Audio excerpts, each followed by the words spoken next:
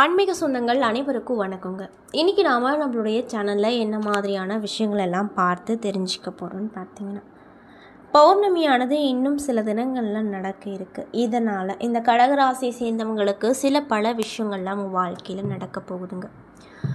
அந்த விஷயங்கள் என்ன, மேலும் நீங்கள் இந்த காலகட்டத்தில் என்ன மாதிரியான விஷயங்களில் கவனமாக இருக்கணும், என்னென்ன விஷயங்கள்லாம் பண்ணணும் பண்ணக்கூடாது அப்படிங்கிறத பற்றி தான் நான் இன்றைக்கி இந்த வீடியோ பதிவின் மூலியமாக முழுசு அவங்கக்கிட்ட சொல்ல போகிறேன். இந்த பதிவில் சொல்லக்கூடிய எல்லா விஷயங்களுமே இந்த கடகராசியை சேர்ந்தவங்களுக்கு ரொம்பவே பயன் தரக்கூடிய விஷயமாக கண்டிப்பாக இருக்கும். ஸோ வீடியோவை ஸ்கிப் பண்ணாமல் தொடர்ச்சியாக பாருங்கள். மேலும் உங்களுடைய ராசி அதிபதியாக இருக்கக்கூடிய சந்திர பகவானுடைய அருள் வேண்டும் அப்படின்னா இந்த வீடியோக்கு ஒரு லைக் பண்ணிவிட்டு நம்மளுடைய கமெண்ட் பாக்ஸில் சந்திர பகவானுக்கு போற்றி அப்படின்னு சொல்லி மறக்காமல் பதிவிடுங்க. இந்த சமயம் நீங்கள் உங்களுடைய ராசி அதிபதியை நினைத்து இப்படி ஒரு விஷயம் பண்ணும்போது கண்டிப்பாக நீங்கள் என்ன விஷயம்லாம் நடக்கணும்னு சொல்லி நினைக்கிறீங்களோ அந்த விஷயங்கள் அனைத்தையுமே அவர் நிச்சயமாக நடத்தி கொடுப்பாரு. ஸோ நம்பிக்கையோடு இந்த ஒரு விஷயத்தை பண்ணி பாருங்கள். மேலும் இது போன்ற ஆன்மீகம் சம்மந்தப்பட்ட வீடியோஸ் எல்லாம் நீங்கள் முழுசாக பார்க்கணுன்னு நினச்சா நம்மளுடைய சேனலை மறக்காமல் சப்ஸ்கிரைப் பண்ணிவிட்டு கீழே இருக்கும் பெல்லைக்கானையும் மறக்காமல் கிளிக் பண்ணுங்கள். அப்போ தான் நம்ம சேனலில் போடுற ஒவ்வொரு வீடியோவுமே நோட்டிஃபிகேஷனாக உங்களிடம் வந்து சேரும். ஸோ இப்போ வாங்க நம்ம வீடியோக்குள்ளே போய் இந்த கடகராசி நேர்களுக்கு என்ன விதமான சிறப்பான விஷயங்கள்லாம் இந்த காலகட்டம் தரப்போகுது அப்படிங்கிறத பற்றி முழுசாக பார்த்து தெரிஞ்சுக்கலாம். கடகராசியின் அதிபதி சந்திர பகவான் அப்படிங்கிறதுனால கடகராசிக்காரர்கள் மிகவும் உணர்ச்சி வசப்படக்கூடியவங்களாக இருப்பாங்க. மென்மையான குணம் படைத்தவர்களாகவும் அதிக அளவில் சென்டிமெண்ட் பார்க்குறவர்களாகவும் இவங்க எப்பொழுதுமே இருப்பாங்க. அது மட்டும் இல்லாமல் தெய்வ சக்தி, பெரியவர்கள் மீது மரியாதை, குழந்தைகள் மீது அன்பு, சமூகத்தின் மீது பயம் ஆகியவை இவர்களிடம் நிறைந்திருக்கும். கடகராசிக்காரர்கள் பெரிய தியாகிகள் அப்படின்னே சொல்லலாம். மேலும் குரலை உயர்த்தி பேச மாட்டாங்க. ஆனாலுமே கருத்து உறுதியாக சொல்லுவாங்க. அவங்க சொன்னாங்க அப்படின்னா அதுதான், அதை மாற்றி எழுத பிரம்மனாலும் இயலாது அப்படின்னு சொல்லப்படுது. மேலும் கடகராசிக்காரர்கள் திடீரென்று கோபித்து கொண்டு பல நாட்கள், பல மாதங்கள், ஏன் பல ஆண்டு கூட பேசாமல் இருப்பதுண்டு. மேலும் இவர்களுடைய கோபத்தை அமைதியாகத்தான் கட்டுப்படுத்துவங்களே தவிர அடிதடியில் காட்டவே தெரியாது இவங்களுக்கு. மேலும் எதிர்பாராத சின்னஞ்சிறு விஷயங்களை கூட இவங்க மிகவும் சென்டிமெண்ட்டாக இருக்கும் கோபித்து கொள்வாங்க. அதனாலேயே இவர்களோடு பழகுவது மிக சிரமமான ஒரு காரியமாக மற்றவங்களுக்கு அமையும். பலருக்கும் இவர்களை புரிந்து கொள்ளவே முடியாது. மேலும் 12 ராசிகளிலுமே அதிக அளவுக்கு நேர்மையும் விசுவாசமும் உண்மையும் வாய்மையும் உடையவங்க தான் இந்த கடகராசிக்காரங்க. சற்றென்று யாரிடமும் ஒட்டிக்கொள்வாங்க. உயிருக்கு உயிராக பழகி பிரிய முடியாமல் தவிப்பாங்க. அது மட்டும் இல்லாமல் கடகராசிக்காரர்கள் போல பட்டும் படாமல் தொட்டும் தொடாமல் பழக இவங்களுக்கு தெரியாது அப்படின்னே சொல்லலாம். உடல், பொருள், ஆவி அனைத்தையும் தத்தம் செய்யும் அளவுக்கு முழு ஆத்ம ஈடுபாடோடு பழகுவாங்க. மேலும் கடகராசிக்காரர்கள் சத்தம் போட்டு சிரிக்கவும் சத்தம் போட்டு அழுகவும் கூட தயங்குவாங்க.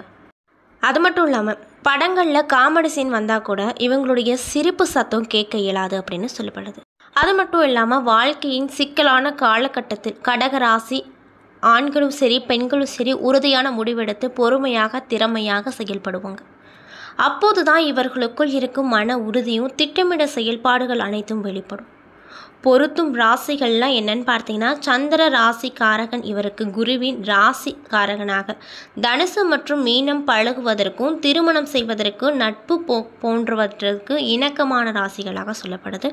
மேலும் குருவின் ராசியின் சந்திரன் ராசியும் இணைந்து செல்லும்போது அவர்களுக்குள் குரு சந்திர யோகம் ஏற்படும் அப்படின்னு சொல்லப்படுது. அது மட்டும் இல்லாமல் நிறைய கற்பனை வளமுடைய இவர்களில் சிலர் எழுத்தாளர்களாகவும் கவிஞர்களாகவும் இருப்பாங்க. வெளிச்சத்துக்கு வராத வீட்டில் பூச்சிகளாக இருப்பாங்க. பொதுவாகவே இவங்க அன்பு, பொருள், ஆசை, காதல் எதுவாக இருந்தாலுமே பிறருக்கு கொடுத்து அவர்கள் முகத்தில் மகிழ்ச்சியை காண்பதே தங்களுடைய வாழ்வின் குறிக்கோளாக கொண்டிருப்பாங்க. மிகுந்த பொசிசிவாக இருப்பாங்க. இதனாலேயே இவங்க திருமணம் செய்தோர் படாத பாடுபட்டு இருப்பாங்க. அது மட்டும் இல்லாமல் கடகராசி பெண்கள் பெரும்பாலும் வெளி வேலைக்கு செல்ல விரும்ப மாட்டாங்க. தமது வீட்டிலேயே இருந்து என்னென்ன தொழில்கள் செய்ய முடியுமோ அத்தனையும் அழகாக, திறமையாக, பொறுமையாக செய்வாங்களாம். இவர்கள் வீட்டில் தாய் தந்தை இருந்தாலுமே மாமனார் மாமியார் இருந்தாலுமே தாமாகவே அந்த குடும்பத்தின் பொறுப்புகளை விரும்ப சுமப்பார் அப்படின்னு சொல்கிறாங்க.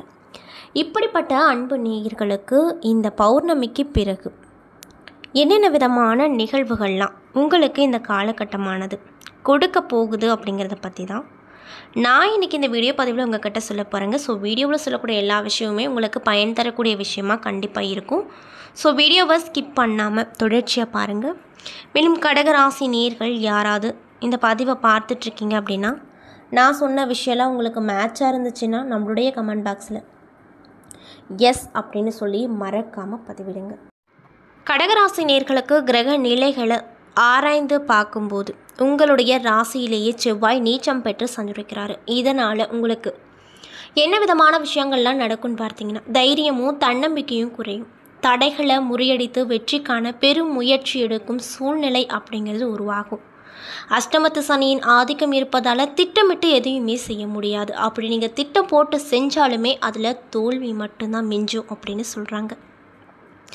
மேலும் திடீர் மாற்றங்கள் மனக்குழப்பத்தை ஏற்படுத்தும். பிள்ளைகளை உங்கள் மேற்பார்வையில் வைத்துக்கொள்வது இந்த காலகட்டத்தை பொறுத்த வரைக்கும் நல்லது அப்படின்னு சொல்கிறாங்க. அது மட்டும் இல்லாமல் புது வழக்குகளில் பிரச்சனைகளும் வந்து சேரும். வீண் பழிகளில் இருந்து விடுபட தசா புத்திக்கேற்ப தெய்வ வழிபாடுகளை மேற்கொள்வது நல்லதுங்க. அதே போல் குரு சுக்கிர பரிவர்த்தனை இருக்குது. அது மட்டும் இல்லாமல் உங்களுடைய ராசிக்கு பாக்கியாதிபதி அப்படின்னு சொல்லக்கூடிய குரு பகவான் பரிவர்த்தனை யோகம் பெற்று லாபஸ்தானத்தில் சஞ்சரிப்பது யோகமான காலமாக கண்டிப்பாக உங்களுக்கு இருக்கும். அது மட்டும் இல்லாமல் நினைத்தது எல்லாமே நடக்கும். நிகழ்கால தேவைகள் பூர்த்தியாகும். பண பொறுப்பு சொல்லி வாங்கி கொடுத்த தொகை வந்து சேரும். இல்லத்தில் நல்ல சம்பவங்கள்லாம் நடப்பதற்காக எடுத்து வைக்கக்கூடிய முயற்சி எல்லாமே வெற்றி மேல் வெற்றி ஏற்படும். மேலும் உங்களுடைய தந்தை வழி உறவில் ஆதாயம் கிடைக்கும். பொது வாழ்வில் இருக்கக்கூடியவங்களுக்கு எதிர்பார்த்த பதவிகள் இந்த காலகட்டத்தில் கிடைக்க போகுது. மேலும் கும்பராசியில் ராகுவும் சிம்ம ராசியில் கேதுவும் சஞ்சரிக்க போகிறாங்க. இந்த சஞ்சலத்தால் உங்களுக்கு என்ன விதமான நிகழ்வு நடக்கும்னு பார்த்தீங்கன்னா, உங்களுடைய ராசிக்கு அஷ்டமத்தில் சஞ்சரிக்கும் சனியோடு ராகு சேர்வதால் மிக கடுமையான நேரமாக கூட இந்த காலகட்டம் உங்களுக்கு இருக்கக்கூடும். மேலும் இந்த சோதனை காலத்தில் எதையும் துணிந்து செய்ய முடியாது. மன போராட்டமும் பண பிரச்சனையும் அதிகரிக்கும். கேது பகவானால் 2இல் சஞ்சரிப்பதால் எதிர்காலத்தை பற்றிய பயம் அப்படிங்கிறது ரொம்ப அதிகரிக்கும். மேலும் இந்த காலகட்டத்தில் நடக்க வேண்டிய சுபகாரியம் தள்ளி போகலாம். கொடுத்த வாக்கை காப்பாற்றாமல் போகலாம். கூடுதல் முயற்சி செய்தாலுமே அலைச்சலுக்கேற்ப ஆதாயம் அப்படிங்கிறது உங்களுக்கு கிடைக்காமல் போகலாங்க. மேலும் கட்டிய வீட்டில் பிரச்சனை, கொடுத்த கடனால் பிரச்சனை போன்றவை உருவாகக்கூடுங்க. மேலும் இந்த காலகட்டத்தில் சர்ப கிரகங்களுக்குரிய சிறப்பு வழிபாடுகளை மேற்கொள்வது நல்லது அப்படின்னு சொல்கிறாங்க. அது மட்டும் இல்லாமல் சூரியனோடு இணைந்து புத ஆதித்ய யோகத்தை புதன் பகவான் உருவாக்க போகிறாரு. அது மட்டும் இல்லாமல் உங்களுடைய ராசிக்கு சகாய விரய ஸ்தானாதிபதி புதன் அப்படிங்கிறதுனால சுப விரயங்கள் அதிகரிக்கும். திட்டமிட்ட காரியங்கள் திட்டமிட்டபடியே நடக்கும். பயணங்கள் மூலமாக பலன்கள் தரக்கூடிய விஷயங்கள் அமையும். அயல் நாட்டில் இருந்து வரும் அழைப்புகள் மகிழ்ச்சி தரக்கூடிய விஷயமாக கண்டிப்பாக இருக்க போகுது. மேலும் சித்திரை மாதம் 28ஆம் தேதி மிதுன ராசிக்கு குரு பகவான் வராரு. மேலும் இதனால் இந்த குரு பயிற்சியின் விளைவாக அவரது பார்வை பதியும் இடங்கள் எல்லாம் புனிதமடையும் அப்படின்னு சொல்லப்படுது.